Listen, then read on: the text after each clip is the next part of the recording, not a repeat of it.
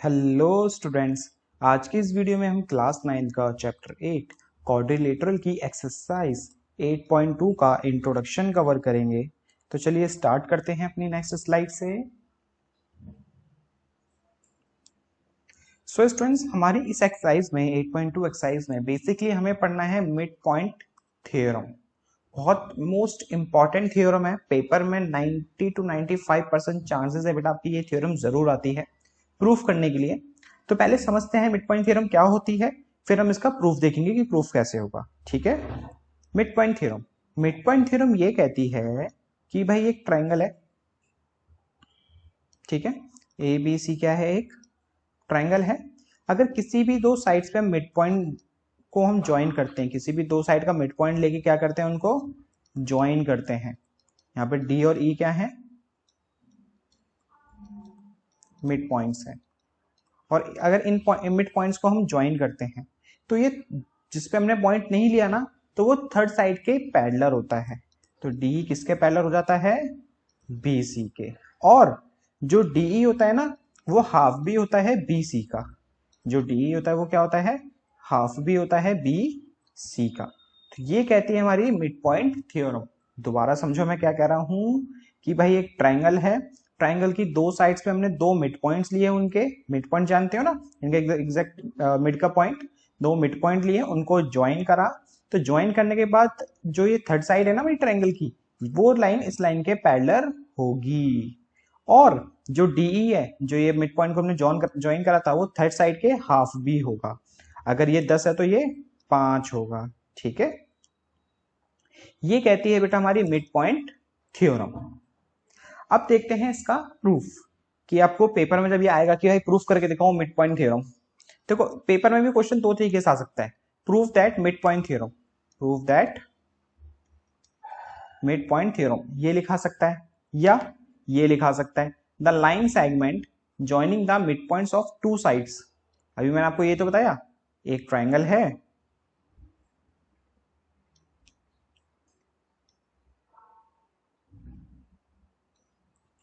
ABC, कह रहा है लाइन सेगमेंट ज्वाइन कर रहे हैं mid point of two sides. दो साइड्स पे हमने मिड पॉइंट लिए और उनको ज्वाइन कर रहे हैं एक ट्राइंगल के, इस parallel to the third side. तो ये पैरेलल होगा थर्ड साइड के। ठीक है। तो हमें गिवन है भाई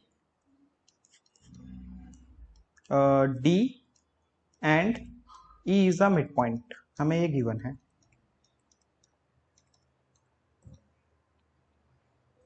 और हमें क्या प्रूफ करके दिखाना है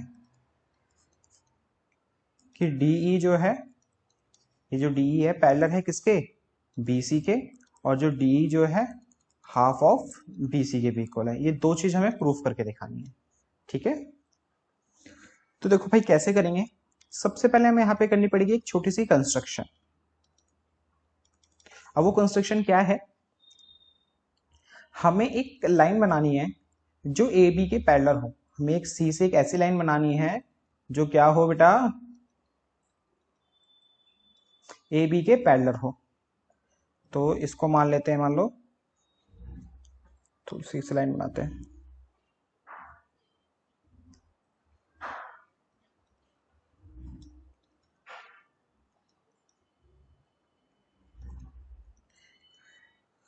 और एक लाइन हमने बनाई जो ए बी के पैरेलल है, और ई को ज्वाइन कर देंगे इससे हम, और इसको मान लो एफ पॉइंट।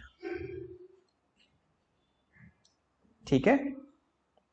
और इसको मान लो जी पॉइंट, या इसको ऐसे ही रहने दो, कोई दिक्कत नहीं है। तो यहां लिखो construct C F parallel to A B.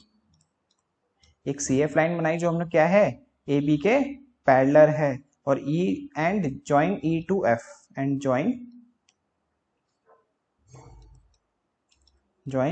E to F, और ई को हमने एफ से ज्वाइन करा है। ठीक है। तो अब देखो क्या करेंगे हम लोग, अगर किसी तरह से मैं, देखो ये चीज जो है हमारा डी एफ सी बी, ये जो है डी एफ सी बी, अगर ये पैरेललोग्राम प्रूफ कर दूं मैं किसी तरह से, क्या कर दूं, डी एफ सी बी को एक पैरेललोग्राम, तो भाई डी पैरेलल हो जाएगा बीसी के, बिल्कुल हो जाएगा, क्योंकि अब बोथ पेयर ऑफ साइड क्या होती हैं, पैरेलल होते हैं। और अभी बाय कंस्ट्रक्शन जो सी एफ है वो तो पहले से पैरेलल है ए बी के, है ना। और ए बी के पैरेलल तो वो आधी लाइन के भी पैरेलल होगा डी बी के। मैं इसकी बात कर रहा हूं बेटा, ध्यान से समझो, डी एफ सी बी, इसमें सी एफ जो है पैरेलल है पूरी ए बी के, तो भाई ए बी डी के भी पैरेलल होगा, वो आधी लाइन के भी पैरेलल होगा। ये लाइन इस लाइन के पैरेलल है, अगर मैं यहां से इसको आधे से मिटा दूं तो अभी भी ये इसके पैरेलल ही रहा, ठीक है। इसी तरह से सी एफ बी डी के पैरेलल है।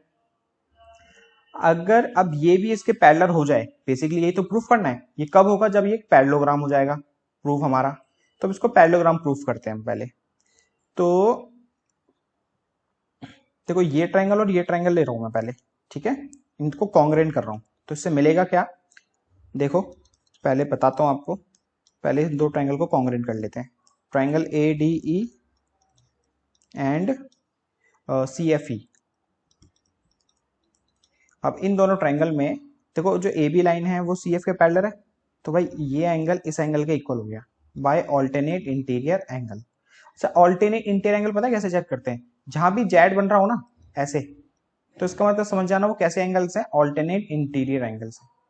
तो यहाँ भी तो देखो जेड ही बन रहा है, ये बी से ए, फिर ए से सी, फिर सी से एफ, जेड बना ना, और दो लाइंस पैरेलल भी है, ये लाइन इस लाइन के पैरेलल भी है, तो इसलिए ये ऑल्टरनेट इंटीरियर एंगल से दोनों angle equal.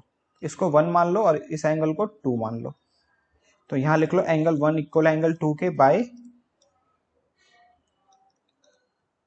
Alternate interior angle.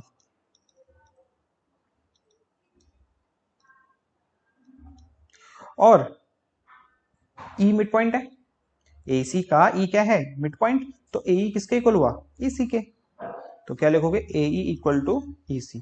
क्यों, E is a mid point of AC, is a mid point of AC, इसलिए। और ये एंगल इस एंगल के इक्वल है, बिल्कुल है, पता है क्यों, वर्टिकली अपोजिट एंगल है ना, जो वर्टिकली अपोजिट एंगल्स होते हैं एक दूसरे के इक्वल ही तो होते हैं, और ये वर्टिकली अपोजिट एंगल ही तो फॉर्म कर रहा है।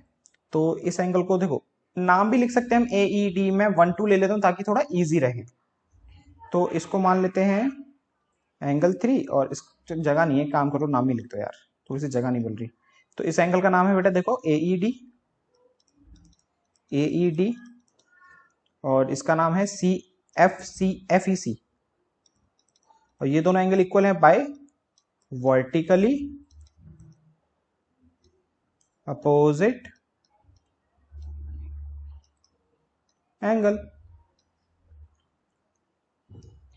तो भाई देखो angle side angle, angle side angle से दोनों ट्रायंगल क्या हो गए, कॉन्ग्रेंट। तो ट्रायंगल ADE कॉन्ग्रेंट है भाई ट्रायंगल CFE के बाय ASA, ठीक है, बाय ASA से दोनों ट्रायंगल्स क्या हो गए, कॉन्ग्रेंट हो गए। अब देखो इससे में मिलेगा क्या, अगर ये दो ट्रायंगल कॉन्ग्रेंट हैं तो AD क्या CF के इक्वल होगा, ये क्या नाम था, ABC था, हाँ, AD क्या CF के इक्वल होगा, बिल्कुल होगा, AD किसके इक्वल होगा, CF के, ये रहा CF, ये रहा AD, और इक्वल क्यों है भाई, ये बाय CPCT, बेसिकली हमने इसीलिए करा है इस सबको, AD equal to CF by CPCT। और D मिड पॉइंट है तो AD BD के इक्वल होगा, AD किसके इक्वल होगा, BD के, क्यों, क्योंकि D मिड पॉइंट है, D is a mid point. So गौर से देखो AD इक्वल हुआ, जो AD था CF के इक्वल हुआ बाय CPCT, और ये दो ट्रायंगल हमने प्रूव करे थे, और जो AD है BD के इक्वल हुआ because of D mid point है, ठीक है। तो देखो AD CF के इक्वल, AD BD के इक्वल, तो आपस में CF और BD भी एक दूसरे के क्या हुए, इक्वल हो गए, आपस में CF और BD भी एक दूसरे के क्या हो गए, इक्वल, BD ये रहा, CF ये रहा, BD ये रहा, CF ये रहा। अगर अगर अगर कोई भी एक क्वाड्रिलेटरल है, कोई भी क्या है बेटा, एक क्वाड्रिलेटरल, उसकी one pair of side parallel हो, क्या हो, पैरेलल और इक्वल हो, one pair of side only parallel हो और इक्वल भी हो, तो इसका मतलब वो एक पैरेललोग्राम होता है, इसका मतलब वो क्या होता है, एक पैरेललोग्राम, ठीक है। तो भाई देखो CF हो गया BD के इक्वल, CF हो गया BD के इक्वल, और जो CF है वो पैरेलल है BD के, क्यों है, क्योंकि भाई हमने यही तो लाइन कंस्ट्रक्शन करी थी, सी एफ ए बी के पैरेलल है, ए बी के तो बी डी के भी पैरेलल है, तो यहां लिख देना सी एफ पैरेलल है बी डी के बाय कंस्ट्रक्शन। तो in quadrilateral D F C B one, अच्छा जगह नहीं है बेटा, एक काम करो अब वीडियो पॉज करो, नोट कर लो, ठीक है, मैं इसको इस साइड से रब कर देता हूं इसको, ओके। तो देखो one pair of side parallel भी है और इक्वल भी है, तो क्या लिखोगे, in quadrilateral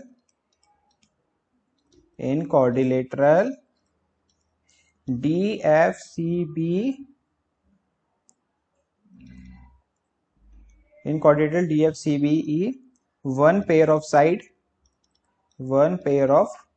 side equal and parallel, so DFCD is a parallelogram। तो इसका मतलब DFCD क्या हो गया भाई, पैरेललोग्राम हो गया।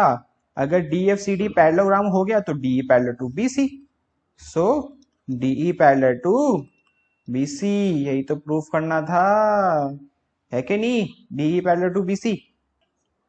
भाई ये मत सोचना कि सर DFCD में DF पैरेलल होगा BC के, चलो वैसे आप सोच तो सही रहे हो, लेकिन अभी मैंने आपको एक जस्ट बताया था ना कि भाई आधी लाइन भी, 1 सेकंड रुको, हाँ, जैसे DF कह रहे हो आप, DF पैरेलल होगा BC के, सही बोल रहे हो कि भाई ये पूरी लाइन तो पैरेलल होगी, मैंने बताया था ना ये पूरी लाइन है, मैं आधी मिटा दूं अभी तो इसके पैरेलल है ही, तो DF पैरेलल है BC के, तो इसका मतलब क्या होगा, DE भी पैरेलल होगा किसके, BC के, और यही आपको करना था प्रूफ, ओके। अब एक चीज और प्रूफ करनी है कि भाई D जो है हाफ ऑफ BC के इक्वल है, D जो है किसके इक्वल है, हाफ ऑफ BC के इक्वल है। तो पैरेललोग्राम हो गया, हमने प्रूफ कर दिया। पैरेललोग्राम में बेटा अपोजिट साइड एक दूसरे की क्या होती है, इक्वल, तो DF किसके इक्वल होगा, BC के, DF किसके इक्वल होगा, BC के। Reason, opposite sides are equal in parallelogram, opposite sides are equal in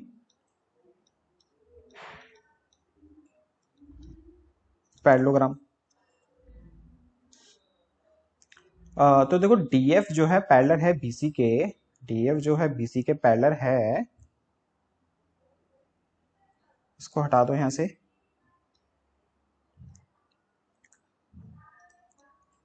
क्या मैं DF को ये लिख सकता हूं DE plus EF, DE plus EF, बिल्कुल लिख सकते हैं, स्प्लिट करके तो लिख दिया मैंने, जो DF था उसको मैं अलग अलग तोड़ के लिख दिया, तो कोई इशू नहीं है। अब क्या मैं DE प्लस EF को DE लिख सकता हूं, सोचो, लिख सकते हैं, पता है क्यों, अभी हमने प्रूफ करा था कि भाई ये ट्रायंगल इस ट्रायंगल के क्या है, कॉन्ग्रेंट, अगर ये ट्रायंगल इस ट्रायंगल के कॉन्ग्रेंट है तो क्या होगा, DE इक्वल होगा किसके, EF के, बिकॉज ऑफ DE इक्वल है किसके बेटा, EF के इक्वल है, इसलिए, है ना, क्योंकि बाई CPCT दो ट्रायंगल कॉन्ग्रेंट, तो D इक्वल EF होगा, है ना, इसलिए EF की जगह हमने D लिख दिया, और D कितने D हो गए, 2D equal to BC, 2 multiply में तो इधर आके डिवाइड हो जाएगा, तो ये हाफ ऑफ BC, यही तो चीज प्रूफ करनी थी कि D इक्वल है हाफ ऑफ BC के, और एक ये चीज प्रूफ करनी थी, और ये हमारी हो गई। अब देखते हैं आपकी एक थ्योरम और है जिसे हम converse of mid point theorem भी कहते हैं, क्या कहते हैं, converse of mid point theorem, MPT short form में। तो भाई ये converse of mid point theorem क्या होती है, तो देखो पढ़ के समझते हैं, यहाँ पे कह रहा है line draw through the mid point of one side of a triangle, एक लाइन ड्रॉ कर रहे हैं हम लोग ट्राइंगल की वन साइड का मिड पॉइंट से दूसरी साइड पे, मतलब ये मिड पॉइंट है, ये नहीं पता क्या है, तो ये पैरेलल होगा थर्ड साइड के, और ये सेकंड साइड को बाइसेक्ट करता है, तो क्या करता है, सेकंड साइड को बाइसेक्ट, ये चीज प्रूफ करके दिखानी है हमें। वैसे होता है, कह रहा है अगर एक मिड पॉइंट है, क्या है, अगर ये मिड पॉइंट है ABCDE, क्या कह रहा है ये, अगर D is a mid point, D is a mid point, और D पैरेलल है BC के, D पैरेलल है BC के। अगर ऐसा होता है, अगर ऐसा होता है कोई भी एक पॉइंट क्या हो, मिड पॉइंट हो, और ये लाइन थर्ड साइड के क्या हो, पैरेलल हो, तो क्या होता है, सो E is also a midpoint, E is also a midpoint। तो ये कहती है हमारी converse of mid point theorem, कि कोई भी एक मिड पॉइंट हो और ये इसके पैरेलल हो तो थर्ड ये दूसरा पॉइंट भी क्या होता है, मिड पॉइंट होता है। इसको हम क्वेश्चंस में तो डायरेक्टली यूज करेंगे, जो डायरेक्टली क्वेश्चंस करेंगे। अब लेकिन यहाँ पे हम इसका प्रूफ देखते हैं कि भाई ये थर्ड साइड प्रूफ भी तो करके दिखाना होता है हमें थ्योरम में, तब इसको यहाँ पे प्रूफ देखेंगे कि कैसे मिड पॉइंट होता है। तो सबसे पहले तो यहाँ लिख लो गिवन क्या है आपको, गिवन है D is a mid point, और डी पैरेलल है किसके, बीसी के। और प्रूफ क्या करना है आपको, E is a midpoint of AC, E is a midpoint of AC। तो इसमें देखो बेटा छोटी सी कंस्ट्रक्शन होगी,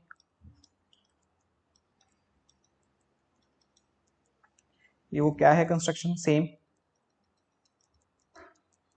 एक हमने लाइन बनाएंगे जो पैरेलल होगी किसके, ए बी के। मान लो यहाँ पे सी एफ है, तो लिख दो सी एफ पैरेलल है किसके, ए बी के, एंड ई को इससे ज्वाइन कर देंगे,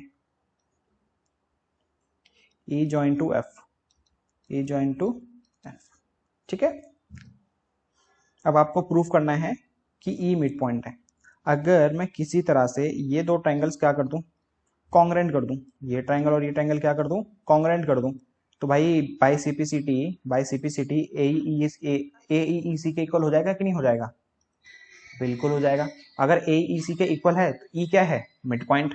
समझ रहे हो मैं क्या कर रहा हूँ, मैं कह रहा हूं मैं किसी तरह से ये ट्रायंगल और ये ट्रायंगल कॉन्ग्रेंट कर दूं, ये ट्रायंगल और ये ट्रायंगल क्या कर दूं, कॉन्ग्रेंट। तो इसका मतलब क्या होगा, AE किसके इक्वल होगा, EC के इक्वल होगा बाय CPCT। तो बेसिकली हमें इन दो ट्रायंगल्स को क्या करना है बेटा, कॉन्ग्रेंट करना है। तो in triangle AED and triangle ACF, अब इन दो ट्रायंगल को देखो भाई कॉन्ग्रेंट करते हैं। तो इसमें देखो पहली चीज एक मिली हमें क्या, कि CF पैरेलल है AB के। अच्छा इसको पहले यहाँ मत लिखो, पहले ना तीन चीजों को पता निकाल लेते हैं, फिर डायरेक्टली लिख देंगे। तो देखो CF जो है पैरेलल है AB के, सो CF जो है पैरेलल होगा BD के भी। ठीक है, सेम DE पैरेलल है BC के, हमें गिवन है, DE पैरेलल है BC के, ये चीज हमें गिवन है।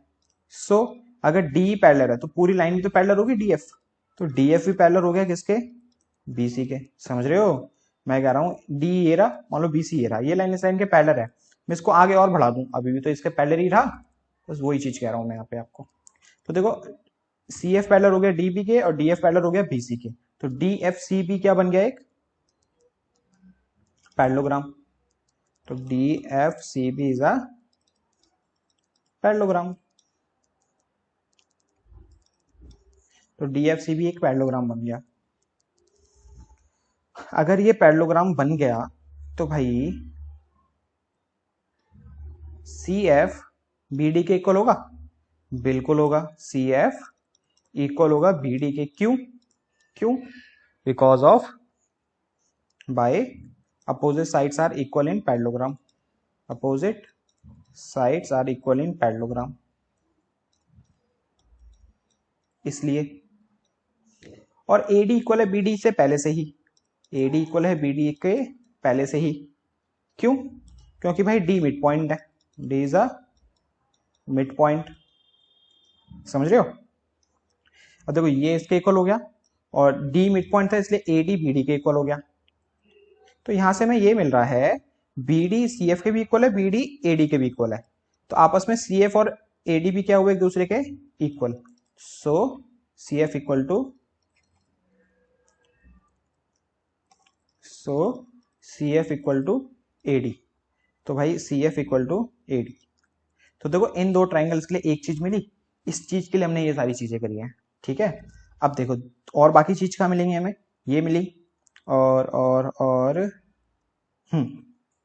देखो ये पूरी लाइन इस पूरी लाइन के पैरेलल है, ये पूरी लाइन इस पूरी लाइन के पैरेलल है ना, ये लाइन इस लाइन के पैरेलल है, तो ये एंगल इस एंगल के इक्वल होगा कि नहीं होगा बाय ऑल्टरनेट इंटीरियर एंगल? बिल्कुल होगा।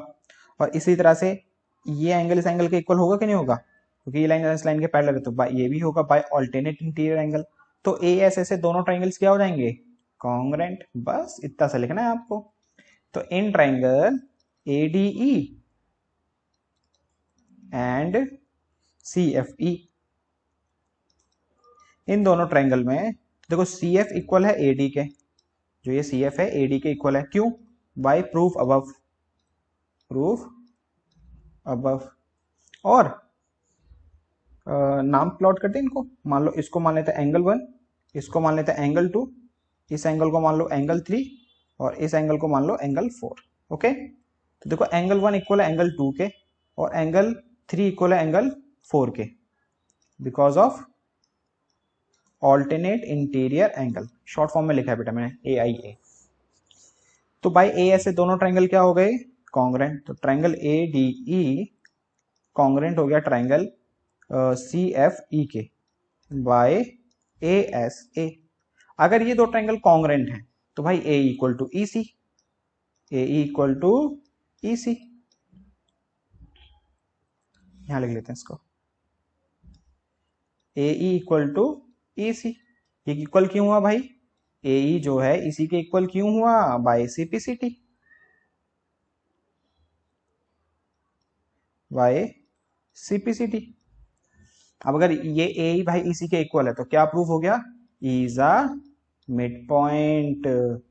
और यही हमें क्या करना था, प्रूफ। ठीक है, तो ये था बेटा छोटा सा इंट्रोडक्शन आपकी एक्सरसाइज 8.2 का। और इनमें से देखो दोनों थ्योरम इंपॉर्टेंट है। वैसे फर्स्ट वाली जो हमने करी वो ज्यादा इंपॉर्टेंट है, तो अच्छे से कर लेना उस थ्योरम को। और बाकी मिलते हैं आपसे नेक्स्ट वीडियो में, वहां करेंगे हम एक्सरसाइज 8.2 के ऑल क्वेश्चंस। ठीक है।